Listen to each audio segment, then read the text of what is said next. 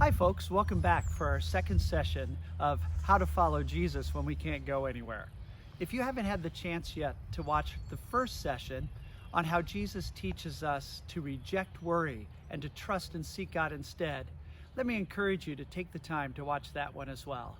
We're turning our attention today to how Jesus challenges us to practice purity. We find on the Sermon on the Mount that Jesus is very concerned about the things that are happening in our hearts, not just our outward actions. And the reality is, things can look very smooth on the surface, but actually there can be some enemies lurking underneath. Jesus gave us this promise right at the beginning of the Sermon on the Mount. He said, "Blessed are the pure in heart, for they will see God." And now in verses 21 to 30 of Matthew chapter 5, Jesus confronts two particular enemies that corrupt our hearts and get in the way of our relationship with Him. And these are anger and lust. Let's take a look here. Verse 21 says, "You have heard it said to the people long ago, 'Do not murder, and anyone who murders will be subject to judgment.' But I tell you that anyone who is angry with his brother will be subject to judgment. Again, anyone who says to his brother, 'Raka,' it's in a way of insulting someone, is answerable to the Sanhedrin." But Jesus continues and says, "But anyone who says, 'You fool,' will be in danger of the fire of hell." And now down in verse 27, he says, "You have heard that it was said, 'Do not commit adultery.' But I tell you, anyone who looks at a woman lustfully has already committed adultery with her in his heart. If your right eye causes you to sin, gouge it out and throw it away. It is better for you to lose one part of your body than for your whole body to be thrown into hell.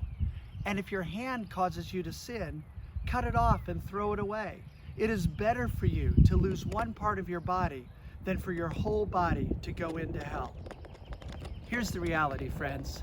We have destructive desires that are not healthy. And Jesus calls us to radical confrontation and battle against those desires. Practicing purity is part of following Jesus from the inside out. He compares anger to murder. He shows us that lust is corrosive. It dishonors God and other people. And he calls us to be radical in how we respond to these. Brothers and sisters, we need to confront our destructive desires and come humbly to Jesus rather than indulging them. Jesus calls us to these not only because of our relationships with each other, but because it matters to our relationship with God.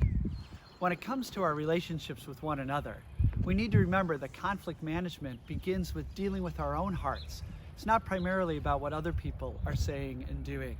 Instead of us getting angry and frustrated with the family members that we're spending more time with than we usually do, we need to confront our own selfishness and follow Jesus' command to love one another.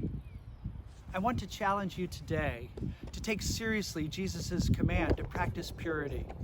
Come humbly to Him and acknowledge and confront the temptations and desires that are in your own heart.